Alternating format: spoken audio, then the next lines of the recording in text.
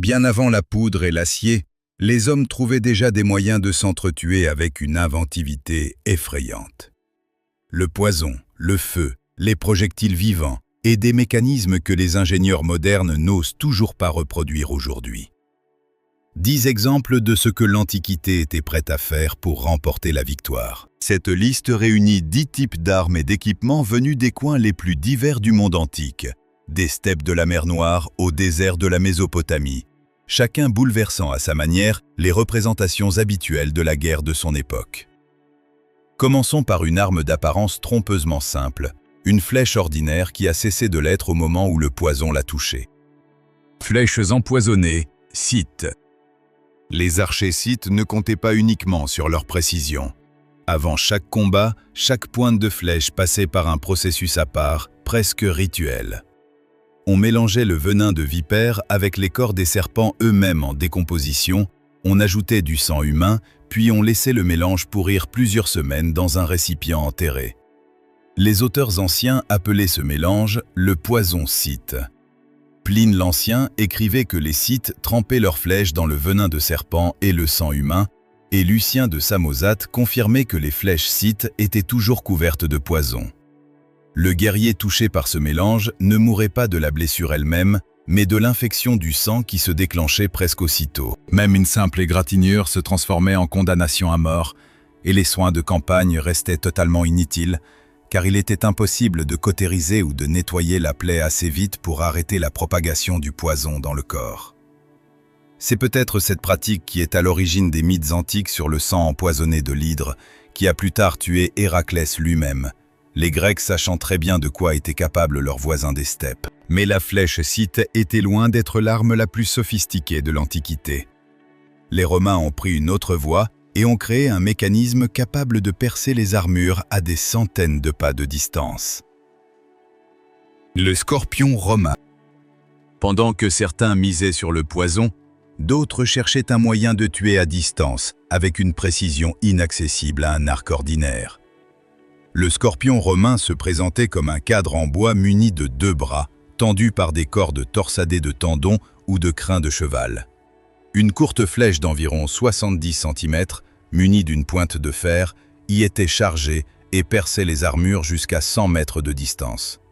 La machine était servie par 2 soldats, et sa cadence de tir atteignait 3 à 4 coups par minute, ce qui permettait de mener un véritable tir de précision sur des cibles isolées du champ de bataille, et non de bombarder l'ennemi au hasard. L'historien Végès écrivait que les artilleurs romains s'entraînaient spécialement sur des terrains dédiés, en tirant sur des cibles à une distance de 50 à 70 mètres, pour atteindre une précision maximale avant que la machine ne soit admise au combat réel. Le principal point faible du scorpion était l'humidité, qui relâchait la tension des cordes et réduisait fortement la portée et la précision du tir, la machine devenant quasiment inutile contre de grosses machines de siège ou des formations d'infanterie compactes. Plus tard, les Romains ont monté des versions allégées du scorpion sur des chariots, ce qui permettait de déplacer l'appui-feu directement avec les légions en marche, sans attendre que l'infanterie prenne position en premier. Mais si le scorpion agissait à distance, l'arme suivante obligeait à se battre corps à corps, avec une telle violence que les Romains ont dû entièrement repenser leur armure. Le falx dacique. Le falx dacique était une longue lame recourbée montée sur un manche à 2 mains, capable de porter des coups tranchants à travers le bouclier et l'armure. Le consul Marcus Cornelius Fronto décrivait comment le falx laissait des blessures béantes et arrachait des morceaux de chair au corps des légionnaires, tandis qu'un bras levé sans précaution avec un glaive pouvait être tranché à l'avant-bras d'un seul coup. La réponse des Romains fut forcée. Ils ajoutèrent à la lorica segmentata des plaques de protection pour les épaules, renforcèrent le casque à l'avant, commencèrent à porter des manches métalliques sur les bras et remirent en service les jambières depuis longtemps abandonnées pour protéger les tibias. Les guerriers daces se sont vite adaptés à cette nouvelle armure. Ils se sont mis à arracher les boucliers des mains des légionnaires avec le falx, achevant les hommes ou leur tranchant les jambes sous la protection, là où l'armure ne les sauvait toujours pas. Malgré toutes ces améliorations de l'armure, Les légions romaines ne sont venues à bout de la menace du falx qu'au terme de campagnes de conquête complètes contre la Dacie elle-même, étalées sur plusieurs années de lourdes campagnes de montagne. Pourtant, aucune lame n'inspirait une terreur aussi animale que cette machine de guerre pesant plusieurs tonnes et capable d'écraser toute une formation. Les éléphants de guerre à Tours. Les éléphants de guerre sont apparus dans les armées de l'Inde et des royaumes héritiers d'Alexandre le Grand et portaient généralement sur leur dos une tour avec 2 ou 3 guerriers qui tiraient sur l'ennemi d'en haut. Carthage, en revanche, utilisait plus souvent de petits éléphants de forêt africains, physiquement incapables de porter une tour complète, ce qui fait de l'image habituelle de l'éléphant carthaginois avec une superstructure une exagération largement tardive. Le danger ne venait pas seulement des éléphants ennemis, un animal rendu fou par la douleur ou la panique pouvait piétiner sa propre armée, et c'est exactement ce qui s'est produit lors de la bataille décisive de Zama, où 80 éléphants carthaginois mal dressés ont fait demi-tour et ont semé le chaos dans les rangs de leur propre cavalerie avant même que l'infanterie romaine n'entre en action. C'est pourquoi le cornac était équipé d'un burin et d'un maillet. En cas de panique de l'éléphant, il enfonçait le burin à la base du crâne de l'animal, provoquant une mort instantanée sur place. L'invention de ce dispositif de sécurité macabre est attribuée à Hasdrubal, le jeune frère d'Hannibal, qui comprenait visiblement qu'un éléphant paniqué représentait un danger plus grand que l'éléphant de l'ennemi. Avant Hannibal, les Romains ne connaissaient pas du tout ces animaux, et, les rencontrant pour la première fois lors de la guerre contre le roi Pyrrhus, ils les appelaient d'abord, dans leur désarroi, des bœufs de Lucanie, faute de comparaison plus claire pour une créature d'une telle taille. Les Indiens et les Perses ont pris une autre voie. Au lieu d'un bélier vivant, ils ont lancé sur le champ de bataille des chars transformés en hachoirs sur roues. Les chars à faux perses.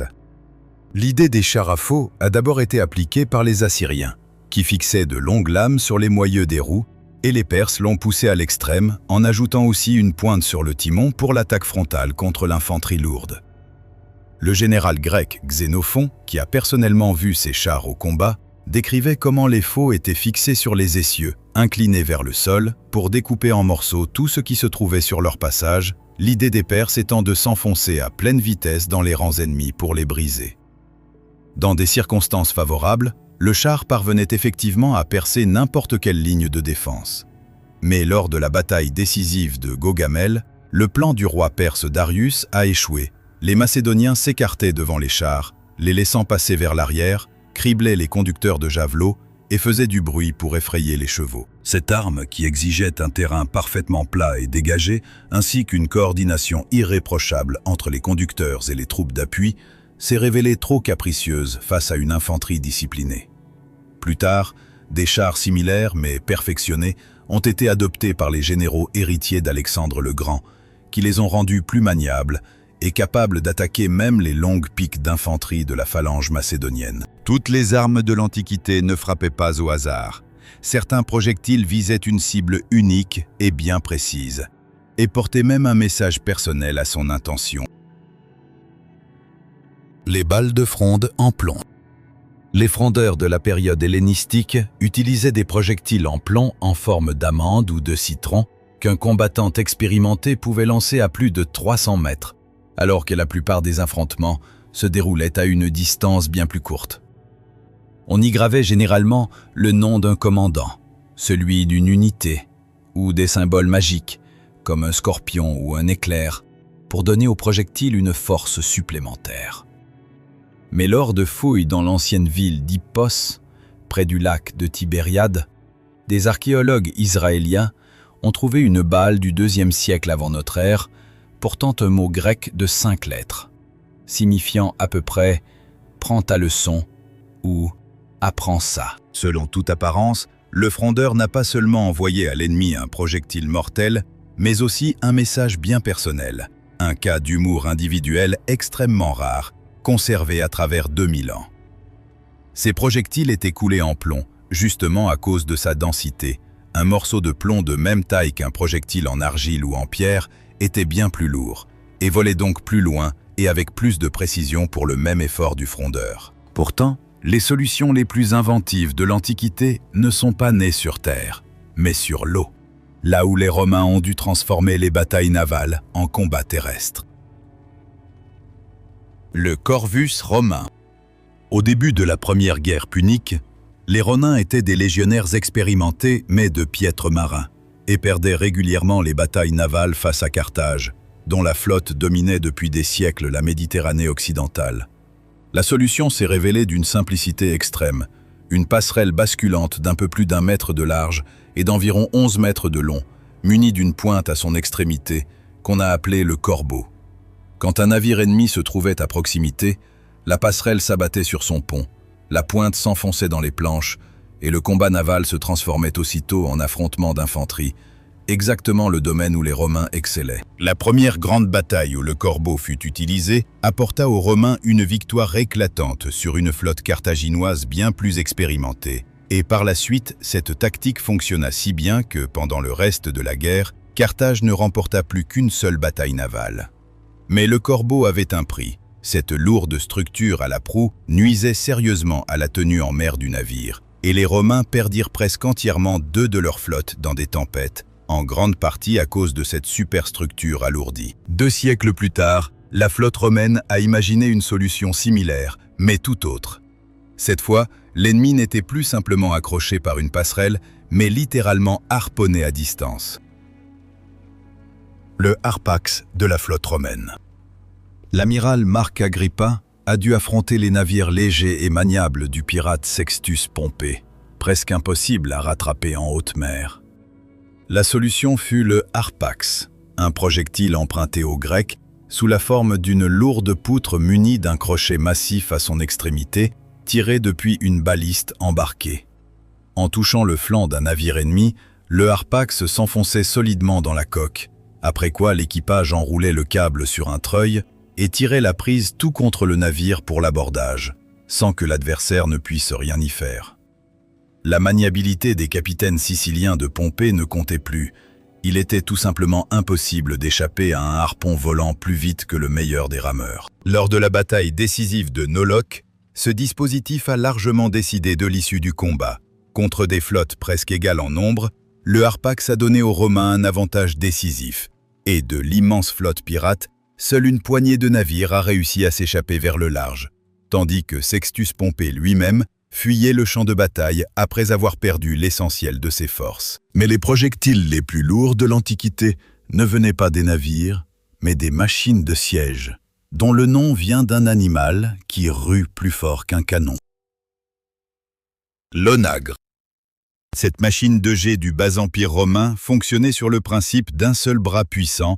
Plusieurs soldats le tiraient vers le bas presque jusqu'au sol, chargeaient une pierre dans la fronde ou le godet fixé à son extrémité, puis le lâchaient brusquement. Le bras se redressait avec force et pouvait d'un seul coup briser un mur ou disloquer une formation ennemie compacte. L'historien romain Ammien Marcellin expliquait ainsi l'origine du nom. Les ânes sauvages, lorsqu'ils sont poursuivis par des chasseurs, ruent vers l'arrière avec une telle force que les pierres projetées sous leurs sabots peuvent transpercer la poitrine ou fracasser le crâne du poursuivant. La machine fut nommée en l'honneur de cet animal, l'onagre, bien qu'à l'origine, ce même dispositif ait été appelé scorpion, à cause de son bras dressé vers le haut qui rappelait un dard. Le cadre de la machine était parfois monté sur des roues en bois pour pouvoir être déplacé d'une position à l'autre, et parfois assemblé directement sur le lieu du futur siège, quand transporter la construction déjà montée s'avérait trop lourd. Mais l'arme la plus sophistiquée de l'Antiquité ne tuait pas sur le coup. Elle transformait un simple récipient en argile en une arme de panique de masse. Les bombes à scorpion de Hatra. Les défenseurs de la forteresse désertique de Hatra, située sur le territoire de l'Irak actuel, ont dû affronter le siège de l'empereur romain Septime Sévère. D'abord, du naphte enflammé s'est déversé sur les légionnaires et leurs machines de siège, embrasant tout sur son passage et ne s'éteignant même pas quand on essayait de l'inonder. Quand les Romains ont malgré tout commencé à donner l'assaut sur les murs, les défenseurs ont fait pleuvoir sur eux des pots en argile remplis de scorpions vivants. Un soldat piqué, accroché à quelques mètres de hauteur sur le mur de la forteresse, était condamné.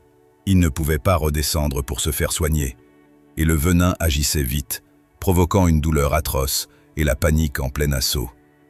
Selon les témoignages des historiens, cette combinaison de feu et de projectiles vivants s'est révélée si efficace qu'elle a finalement contraint l'immense armée romaine à se retirer des murs de Hatra bredouille, laissant cette petite ville du désert comme l'une des rares forteresses jamais soumises à la machine de siège romaine. 10 époques différentes et 10 civilisations dissemblables sont réunies par un même principe. Le manque de métal, de ressources ou de troupes entraînées était compensé par l'ingéniosité technique et la volonté d'utiliser littéralement tout ce qui se trouvait à portée de main, du venin de serpents et des scorpions vivants jusqu'à la simple argile et au crin de cheval. Chacune de ces solutions obligeait l'adversaire à évoluer, à renforcer son armure, à réorganiser sa flotte, à modifier sa formation d'infanterie ou sa tactique de siège. Les Scythes ont forcé leurs voisins à composer avec les armes empoisonnées bien avant même l'apparition de la notion de guerre biologique. Le Phalx dacique et les scorpions de siège de Hatra ont montré que la victoire tient parfois non pas au nombre des troupes, mais à un seul détail technique bien trouvé. Et la flotte romaine, qui avait commencé les guerres puniques sans la moindre victoire sérieuse sur mer, avait à leur terme si bien maîtrisé l'abordage qu'elle a pu triompher de la plus puissante puissance maritime de son époque. Ce sont précisément ces confrontations avec des armes inhabituelles de l'adversaire qui ont façonné le visage de cet armement antique classique que l'on peut aujourd'hui admirer dans les vitrines des musées et les manuels d'histoire. Si cette plongée dans les ruses militaires de l'Antiquité vous a plu, mettez un like et abonnez-vous à la chaîne pour ne manquer aucun nouvel épisode.